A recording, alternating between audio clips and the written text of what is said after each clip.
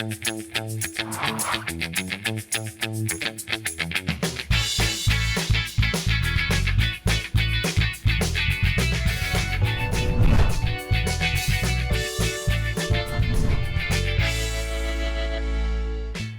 আলাইকুম প্রিয় দর্শক, দেশ এবং দেশের বাইরে যে যেখান থেকে চ্যানেল আয়ের পর্দায় চোখ রাখছেন, দেখছেন সালাম স্টিল স্ট্রেট কাট। স্বাগত জানাচ্ছি আপনাদের, সাথে আছি দীপ্তি চৌধুরী। সংসদে বসে যখন মাননীয় স্পিকার বলেন যে বাকি কথা টকশোতে বলবেন, তার মানে টকশো একেবারে ফেলে দেওয়ার জায়গাও না। আপনাদের প্রশ্ন, আপনাদের জানতে চাওয়াকেই আমরা এখানে অতিথিদের কাছে করি এবং তারা তার উত্তরটি দেন। অর্থাৎ জনগণের সঙ্গে জনপ্রতিনিধি একটি সেতু বন্ধন তৈরি করা, জবাবদিহিতার জায়গা তৈরি করা আমাদের এই কাজ, এবং সেজন্যই এই চেয়ারে বসা। আজকে যার কাছে আপনাদের প্রশ্ন বা সমসাময়িক রাজনীতির বিভিন্ন জিজ্ঞাসা নিয়ে হাজির হয়েছে, তিনি আমাদের সম্মানিত অতিথি মোহাম্মদ আব্দুল মালিক এমপি, সংসদ সদস্য সিলেট ৩, বিএনপি চেয়ারপারসনের উপদেষ্টা এবং যুক্তরাজ্য বিএনপির সাবেক সভাপতি। আসসালামু আলাইকুম, স্বাগত। জি, আসসালামু আলাইকুম, আপনাকে ধন্যবাদ আমাকে আমন্ত্রণ জানার জন্য। কেমন আছেন? আলহামদুলিল্লাহ। সংসদে তো বাজেট অধিবেশন চলছে, কেমন লাগছে একটা দীর্ঘদিন পরে এরকম জমজমাট সংসদ, এবং বিএনপিও একটা দীর্ঘদিন পরে সংসদে গেছে। এখনকার সংসদ আপনার মূল্যায়ন কি আসলে এই সংসদের কার্যক্রমে? ধন্যবাদ। প্রথমে আমি আই শুড রেসপেক্ট বাংলাদেশের প্রথম প্রেসিডেন্ট, মহান স্বাধীন বাংলাদেশের ঘোষক শহীদ রাষ্ট্রপতি জিয়াউর রহমান এবং মাদার অফ ডেমোক্রেসি দেশনেত্রী বেগম খালেদা জিয়া, এবং এই দেশের জন্য যারা জীবন দিয়ে গেছে, মুক্তিযুদ্ধ থেকে শুরু করে লেটেস্ট কোমলমতি ছাত্রছাত্রীরা এই দেশের জন্য তারা জীবন দিয়ে, তাদের আত্মার মাগফিরাত কামনা করছে। এটা একটা ওয়ান্ডারফুল, বিকজ আমি নতুন এমপি এবং that was even my dream was যে একসময় যদি যেহেতু আমি বাংলাদেশের পলিটিক্সে, আমি বাংলাদেশি পলিটিক্সে বিশ্বাসী বা বাংলাদেশি পলিটিক্স করেছি। আমি সেই শহীদ রাষ্ট্রপতি জিয়াউর রহমানের সময় থেকে শুরু করে বেগম খালেদা জিয়া, লেটেস্ট তারেক রহমানের নেতৃত্বে এখনও আমরা আছি। তো অবভিয়াসলি আমাদের জন্য একটা এক্সাইটিং বিষয় ছিল। তা আমার খুব যে ইচ্ছা যখন প্রকাশ করেছি, তখন ম্যাডাম যখন এইবার চিকিৎসা শেষে যখন উনি কাতারে এয়ার অ্যাম্বুলেন্সে করে দেশে আসেন 5 আগস্টের পরে, তখন ওনার সফরসঙ্গী হিসাবে আমি আসছি। এবং আসার পরে উনি বললেন যে দেশে থেকে দেশের মানুষের সেবা করো। যদিও এর আগে আমি ডিটারমিন ছিলাম, কিন্তু তখন আমি একবারে ফুললি, তারপরে আমি তো পরবর্তী পর্যায়ে ভূমিকম্প সহনীয় মোস্ট ডিউরেবল দেশের প্রথম Thermex rod Salam Steel. Salam Steel বোঝে durability. Salam Steel, most durable still. দল আমাকে কনসিডার করলো, জনাব তারেক রহমান, উনি আমাকে নমিনেশন দিলেন। আমার এলাকার মানুষে আমাকে বুট দিয়েছে, যেটা আমি তো 19 বছর দেশের বাইরে ছিলাম, এবং আমার দ্বীপের আমার দলের ভিতরে অনেকেই বলেছে যে দেশি না বিদেশি স্লোগান দিয়েছে তারা। অবভিয়াসলি আমাদের প্রতিপক্ষ ছিল দলের ভিতরে, এটা নর্মাল প্র্যাকটিস।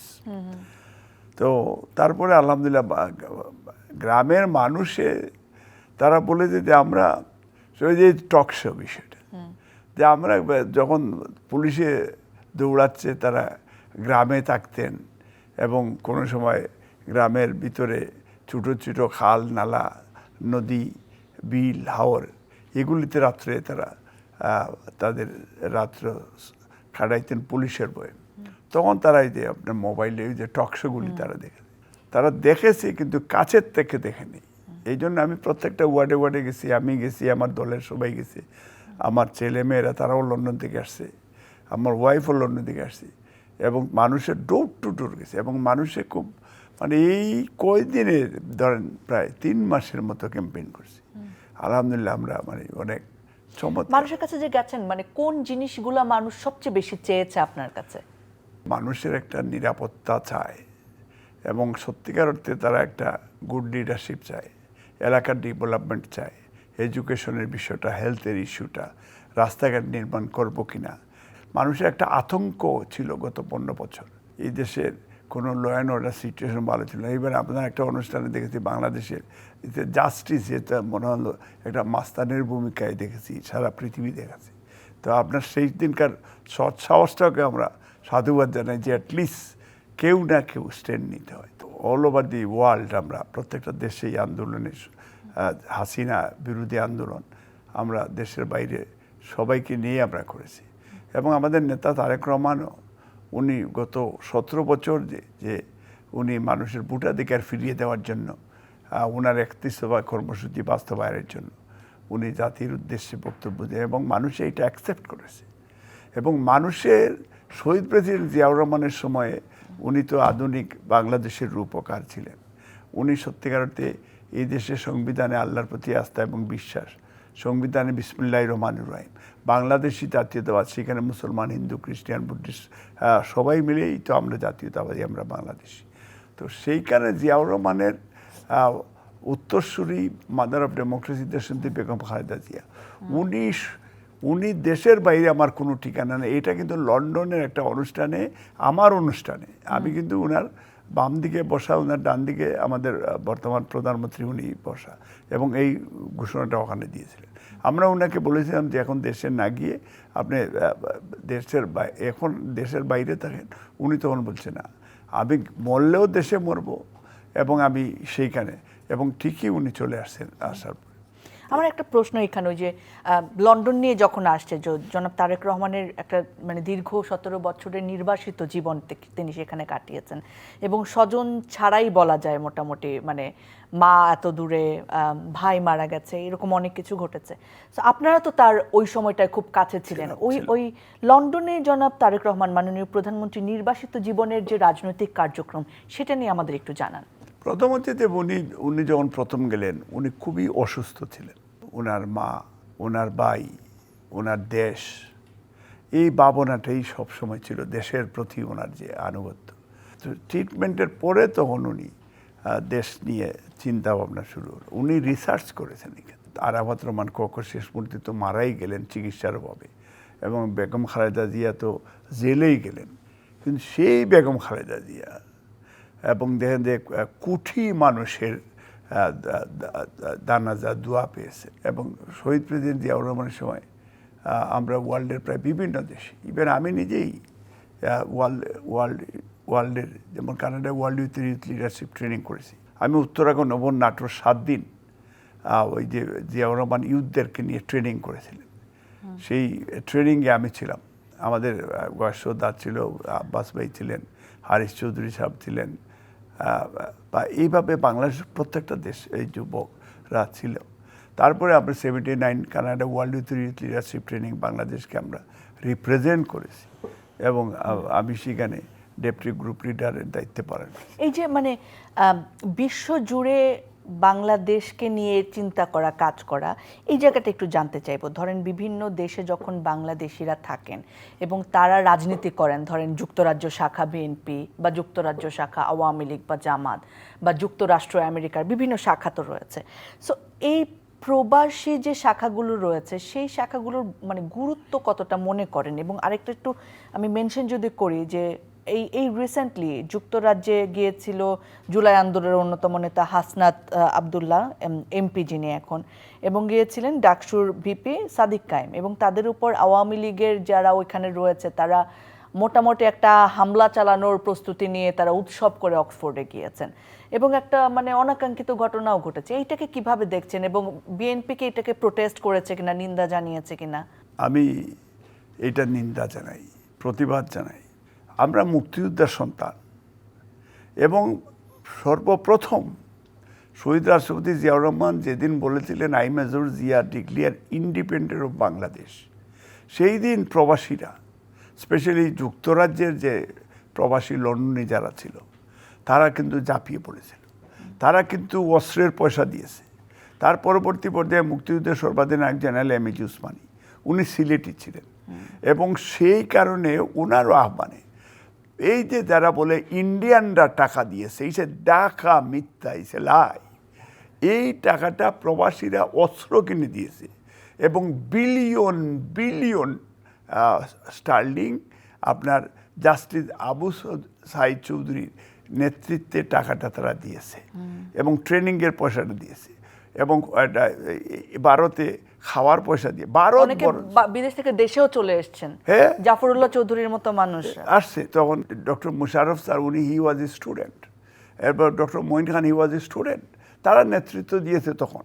এবং সেইখান থেকে মুক্তিযুদ্ধ শুরু হয়েছে, যে কারণে ইউনাইটেড নেশনসের সাপোর্ট পেয়েছেন, যে কারণে গ্রেট ব্রিটেনের সাপোর্ট পেয়েছে বিকজ অফ এই প্রবাসী। ইভেন ওই লেগেসি ধরে 24-এর আন্দোলনেও যেভাবে প্রবাসীরা দাঁড়িয়েছেন, এই লেগেসির কারণে আপনার 11 মঈন ফখর যখন ইন্ডিয়ানদের প্রেসক্রিপশনে বাংলাদেশের ভূমিকম্প সহনীয় মোস্ট ডিউরেবল দেশের প্রথম Thermex rod Salam Steel. Salam Steel বোঝে durability. Salam Steel most durable steel. Democracy, human rights destroy করার জন্য তারা যে দিল্লির নীল নকশা বাংলাদেশে পাপেট সরকার তৈরি করার যে পরিকল্পনা করেছিল, সেই দিন প্রবাসীরা আবার জেগে উঠেছিল। আমরা অল ওভার দি ওয়ার্ল্ড, আমরা কানাডা বলেন, আমেরিকা বলেন, আমরা গ্রেট ব্রিটেন থেকে প্রত্যেক জায়গায় জায়গায় আমরা ক্যাম্পেইন করেছি, মানুষ রেসপন্স করেছে। মানুষে তারা দিল্লিও চায় না, অন্য কোনো দেশ চায় না, তারা সব ন্যাশনালিস্টরা, তারা তার দেশ চায়, তারা তার মান সম্মান চায়। স্পেশালি গত ফেসিস্ট হাসিনা যখন আপনাদেরকে গুম, খুন এবং তাদের প্রত্যেকটা আপনার আইনের শাসন নেই, বাংলাদেশে লুট করে বিলিয়ন বিলিয়ন ডলার দেশ থেকে বাইরে তুলে নিয়ে গেছে। এবং ইন্ডিয়ানরা বাংলাদেশের এই ডেমোক্রেসি যাতে না হয়, তারা বাংলাদেশের এই নতজানু ফরেন পলিসি আমাদের দেশ থেকে করেছে। বিডিআর মেসাকার করে আমাদের দেশের ভিতরে ঢুকে ডিস্ট্রয় করে গেছে আমাদের সিস্টেমটাকে। এখন এই বিষয় সব মিলানের পরে বিদেশে থাকলে দেশ প্রেম বেশি হয়, বিকজ তার মা আছে, তার আত্মীয় আছে, তার যে এইটা একটা ফিলিংস আছে প্রবাসীদের। শুধু ইউকে না, আমেরিকা বলেন, কানাডা বলেন, বা মিডল ইস্টেও যারা, যদি দুবাইতে তো করেছে আন্দোলন। তো এটা হচ্ছে একটা চেতনা কাজ করছে, একটা স্পিরিট করে। জুলাই আন্দোলনে যদি আসি, আমাদেরকে আপনি ট্রাফালগার স্কোয়ারে আপনার দেখবেন, আমরা প্রথম আপনি হাইপার কর্নার থেকে লক্ষ মানুষকে অর্গানাইজ করে আমরা প্রায় 9 কিলোমিটার মার্চ করে ব্রিটিশ পার্লামেন্ট এবং ব্রিটিশ প্রধানমন্ত্রী কার্যালয় 4 ঘন্টা ঘেরাও করে রেখেছিল, এবং যাতে ব্রিটিশের সাপোর্ট পাওয়ার জন্য। এবং এই জায়গায় আমরা সফল হয়েছি ইনশাল্লাহ। পরবর্তী পর্যায়ে এই যে আপনার জুলাই আন্দোলন, যেটা এটাতেও আমরা দেখবেন ট্রাফালগার স্কোয়ারে, আপনার নিউজে নিশ্চয়ই আপনি দেখেছেন, ট্রাফালগার স্কোয়ারে সেখানে লক্ষ মানুষকে নিয়ে এই যে তারেক রহমান তখন আমাদেরকে নির্দেশ দিয়েছেন। এখন যে বিষয়টা হচ্ছে, ফেসিস্টদের কাছে অনেক কালো টাকা আছে। আওয়ামী লীগ এই যে দেখেন দিল্লিতে বসে বাংলাদেশের বিরুদ্ধে উস্কানি দেয়, এই যে পুশ ইন পুশ আউট, এই যে বর্ডারে কিলিংয়ের চিন্তা হতে, আমরা ধন্যবাদ দিই যে এই সরকার নতজানু ফরেন পলিসি করে নেই। এই যে আওয়ামী লীগরা যে কাজটা করেছে এইবার, যে এনসিপির লিডার, তার প্রতি আমার রেসপেক্ট রয়েছে, ভালোবাসা রয়েছে, বিকজ তারা এই দেশের জন্য ডেফিনেটলি তারা তোমার এখন ওদের সাথে যা হয়েছে আপনাদের সাথেও কিরকম হয়েছে আপনারা যখন আন্দোলন করেছেন? আমরা তো হাসিনারে 11 দিন অবরোধ করে রেখেছি, আমরা তো কারফিউর মতো রেখেছিলাম। ইভেন আমরা মনে করি যে আবুল হাসনাতের যে বিষয়টা, এটা আওয়ামী লীগ ইন্টেনশনালি করেছে এইখানে, বিকজ যেহেতু তারা দিল্লি বিরোধী এবং সেইখানে ওরাও উস্কানি ভিতরে ভিতরে। আপনার কি মনে হয় যে বিএনপি যদি তাদেরকে ওই ভালোবাসাটুকু দিত, তাহলে আওয়ামী লীগ ওই সাহসটা হয়তো না? যদি বিএনপি জানতো না। আপনি বিষয়টা হচ্ছে যে এখন আপনি ধরেন আমি আপনারে চিনি, এখন আপনি যদি লন্ডনে যান, যদি আগে আমাকে বলেন যে ভাই আমরা আসতেছি বা একটা সেমিনারে যাব, তখন অফকোর্স বিএনপি ন্যাশনালিস্টরা ডেমোক্রেসির স্বার্থে অফকোর্স আমাদের লোকজন তারা সেখানে যেত। আর যদি না জানে, তাহলে তো এটা কত লোক আসা দেওয়া করতেছে, এটা একান্ত ব্যক্তিগত সফর ছিল বিষয়টা। তবে এটা যারাই করেছে আওয়ামী লীগের, এরা এটা করা উচিত হয়নি। এবং আমি মনে করি যারা করেছে এদের বাংলাদেশের প্রচলিত আইন অনুযায়ী এদের ফিউচারে বিচার করা আমার মনে হয় উচিত হবে। আচ্ছা, একটা অভিযোগ যখন রাজনীতি নিয়ে কথা হয়, মানে আলোচনা সমালোচনা থাকে এবং আপনাদের বিরোধী দল রয়েছে, তাদের একটা অভিযোগ থাকে যে আওয়ামী লীগ যে বারবার সক্রিয় হয়ে ওঠার চেষ্টা করে, এই যে ঝটিকা মিছিল কিংবা বিভিন্ন জায়গায় যেখানেই তারা পাচ্ছে আবার ফিরবে সেই হুমকি দিচ্ছে, সেইটার জন্য অনেকে বললেন যে বিএনপি নাকি তাদেরকে শিথিলতা দিচ্ছে, অভিযোগের কথা আমি বলছি, এবং বিএনপি তাদের পুনর্বাসনে কাজ করছে। এই বিষয়ে আপনার মতামত? প্রথমত এটা আমি বলবো যে আওয়ামী লীগ পুনর্বাসনের জন্য বিএনপি কোনোদিন কাজ করবে না। তবে বিএনপি যে কাজটা করেছে, তারেক রহমানকে এই আওয়ামী লীগ হত্যার পরিকল্পনা করেছে, তাকে টর্চার করেছে মঈন ফখর, এবং ম্যাডাম খালেদা জিয়াকে জেলে নিয়েছে, আরাফাত রহমান কককে তারা বিনা চিকিৎসায় দেশের বাইরে তৎকালীন সময়ে হাসিনা ডিজিএফআই এনএসআই বুলি করে হত্যা করেছে। তো এইটার জন্য প্রতিশোধ তারেক রহমান নিতে পারতেন। আমার বাড়িতে আগুন দিয়েছে সিলেটে, ভাঙচুর করেছে, হ্যাঁ, ডিস্ট্রয় করেছে, কিন্তু আমি তো তাদেরকে ক্ষমা করে দিয়েছি। তারেক রহমান শুধু এই কথাটা বলেছিল। আমি যখন এমপি হয়েছি, উনি বলেছে আপনি সবার এমপি। তো তারেক রহমান সবার prime minister. He was a simple man. লন্ডনের মতো জায়গায় কোনো সময় বাসে উঠে যেতেন, কোনো সময় আন্ডারগ্রাউন্ডে একা চলে গেছেন, সাথে হয়তো একজন আছে। হ্যাঁ, অনেক সময় আমরা এটা অনেক বাধা দিয়েছি, কিন্তু উনি অনেক এইগুলি শুনতেন না। উনি জাস্ট সিম্পল লাইফ লিড করেছেন, তাই করছেন এমন প্রাইম মিনিস্টার হিসাবে বাংলাদেশে, এমন অর্ডিনারি জীবন। এতে মনে হয় এই নেশনরা যদি আল্লাহর রহমতে তারেক রহমানের নেতৃত্বে এই 5 বছরে আমরা বলবো না যে আমরা সিঙ্গাপুর মালয়েশিয়া হয়ে যাব, কিন্তু আমরা করাপশন, নেপোটিজম, বাংলাদেশে এই ন্যাশনালিজম এবং বাংলাদেশে কোনোভাবেই এই দেশকে ডিস্ট্রয় বা গণতন্ত্র, হিউম্যান রাইটস, এগুলি অনেক উপরে উঠে যাবে। অর্থনৈতিকভাবেও দেশ চাঙ্গা হবে। এই যে বাজেট যেটা দিয়েছে, এটা আমাদের অপোজিশনরা বিরোধিতার খাতিরে ওনারা বিরোধিতা করতেছে। অপোজিশন যারা তারেক রহমানের বাজেট স্বাগতও জানান, আবার বাইরে এসে আবার এটা বিরোধিতা করে। আজকে আপনি এই মিডিয়ার আওয়ামী লীগের সময় তো তারা ছিল। অ্যাম্বিশন না থাকলে আপনি দেশের পক্ষে কাজ করতে পারবেন না। অ্যাম্বিশন না থাকলে, আপনার গার্ডস না থাকলে আপনি মানিককে ডিনাই করতে পারতেন না। তখন তো তারা একদলীয় শাসনের মতো ছিল। তো আমি এই মিডিয়ার যে আপনারা যে ভূমিকা পালন করেছে সেই দিন, আমি আপনাদেরকেও ধন্যবাদ দিই, কৃতজ্ঞতা দিই। আমি মনে করি যে তারেক রহমানের সেই 31 দফা কর্মসূচি, আজকে এই যে ফ্যামিলি কার্ড, আজকে আপনার চা শ্রমিকের জন্য, চা শ্রমিকের জীবনের ড্রিমও ছিল না যে সেই ধরনের একটা কার্ড পাবে, কৃষি কার্ড। এই যে কিন্তু বাংলাদেশের প্রেক্ষাপটে এই কার্ড কতটা ইফেক্টিভ হবে সেটা নিয়েও তো কথা হয়, মানে যে কার্ড তো এখনো চালু হয় নাই। না, হয়ে গেছে তো। একটা বাচ্চারে তো একদিনে আপনি তার তাগলা জোয়ান করতে পারবেন না। It will take sometimes 10-15 years। এই প্ল্যানগুলো কি জনাব তারেক রহমান লন্ডনে থাকতে লন্ডন থেকেই প্ল্যান করেছেন। ওনার প্ল্যানটা হচ্ছে, ওনার রিসার্চটা হচ্ছে লন্ডন থেকে। কারণ তারেক রহমান যখন বেগম খালেদা জিয়ার সময় দেখবেন প্রত্যেকটা ইউনিয়নে, জেলায় জেলায়, উপজেলায় জেলায়, বিভাগে আপনার ওনার লিডারশিপ দিয়ে উনি মানুষকে উজ্জীবিত করেছে। Is a kind of training. এবং সে কারণে বিএনপি গত 15 বছরেও ফেসিস্টরা বিএনপিকে ভাঙতে পারেনি, বিকজ অফ তারেক রহমান। রাজনীতিবিদদের মুখে আসলে সেলফ ক্রিটিসিজম খুব কম শোনা যায়, কিন্তু আমি যদি আসি যে খুব কম সময়ে এই সরকার রান করছে, তারপরে এই সরকার তো আমাদের অনেক স্বপ্নের সরকার, মানে একটা দীর্ঘ মানে একনায়কতন্ত্রের পর আন্দোলন, রক্তের পরে এই সরকার মানুষের ভোটে এসেছে। তারপরে যে মানুষের প্রত্যাশা ছিল যে দ্রব্যমূল্যের নিয়ন্ত্রণ আসবে, চাঁদাবাজি একেবারে বন্ধ হয়ে যাবে, নেপোটিজমের কথা আপনি বলেছেন যে অমুককে কোন দল করে সেটা দেখে কোনো নিয়োগ হবে না, এবং প্রশাসনের স্বস্তি আসবে, আইনশৃঙ্খলা বাহিনী মানে আইনশৃঙ্খলা পরিস্থিতি উন্নত হবে। সেই জায়গাগুলোতে তো আমরা সন্তুষ্টি লাভ করতে পারিনি। কোন জায়গায় আসলে সরকার আটকাচ্ছে, কোন জায়গাগুলো পিছু টানছে, কিংবা কোন জায়গায় ব্যর্থতা বা দুর্বলতা রয়েছে? এই সরকারের কয় মাস, 3 থেকে 4 মাস।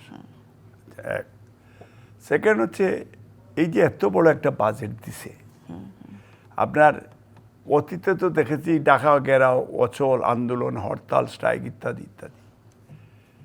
আপনার গরিব মানুষের একটা চাষা সে চাষ করে কৃষকে বেশি দামে সে মার্কেট থেকে সরকারের কাছে বিক্রি করতে পারতেছে, এটা হচ্ছে বিএনপি।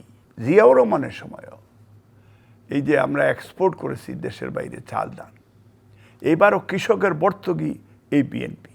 এই বাজেটের সিংহভাগ এডুকেশনে আসেন, তারপরে আপনার হেলথ সেক্টরে আসেন, মানে প্রত্যেকটা সেক্টর তারা মানে এই যে প্রত্যেকটা মন্ত্রণালয় যাতে মানুষের সেবা দিতে পারে সেই হিসাবে এই যে প্রত্যেকটা সেক্টরে এবং তারেক রহমান এটা খুব শক্ত হাতে উনি দমন করতেন। ইভেন অপোজিশনের প্রতি যে রেসপেক্ট যেটা উনি দেখাচ্ছেন, এই যে তেলের একটা ক্রাইসিস, উনি নিজেই প্রস্তাব দিলেন যে আমরা একটা কমিটি করা হবে। তারা অপোজিশনের ডিমান্ড ছিল একটা কমিটি করে, তো উনি বললেন ঠিক আছে আমরা মেজরিটি হলে আমরা 5 জন দিব, আপনারা 5 জন দেন। তো ওনারাও 5 জন দিল, 10 জন। এটা তার প্রাইম মিনিস্টারের প্রস্তাব। এখন উনি তো বলতে পারতেন যে আমার দিব 7 জন, তা উনি বলছেন যে 50-50, যে কারণে এই ক্রাইসিসটা স্টপ হয়েছে। এখন হচ্ছে যে একটা হচ্ছে যে দিল্লিওয়ালারা আমাদের পক্ষে নাই, এটা অপ্রিয় হলে সত্য। ভূমিকম্প সহনীয় মোস্ট ডিউরেবল দেশের প্রথম Thermex rod Salam Steel. Salam Steel বোঝে durability. Salam Steel most durable still. তো এই কথাগুলি অনেকেই বলে না, আমি বলে ইলিয়াস আলীর মতো বিপদে পড়ে দিতে পারি। তো তারপরে I don't care about it because I love my country. তো এবং সেইখানে অপোজিশন এদের সুরে তারা সুর মেলাচ্ছে। বিএনপি এটা কোনোদিন আওয়ামী লীগকে পুনঃপ্রতিষ্ঠার জন্য কাজ করে। বিএনপি কাজ করতেছে ফর হিউম্যান রাইটস এবং ডেমোক্রেসি। ব্যান করে নাই আওয়ামী লীগকে, বিএনপি করে নাই ব্যান। বিএনপি এখনও আওয়ামী লীগ একটা নেতার বিরুদ্ধে মামলা করে নেই। এত মামলা তাহলে কারা করেছে? বিএনপি যদি একটা মামলাও না করে, এটা কার কোনো অপরাধ করলে মামলা আমরা করবে না ছিলাম কেন? না তো।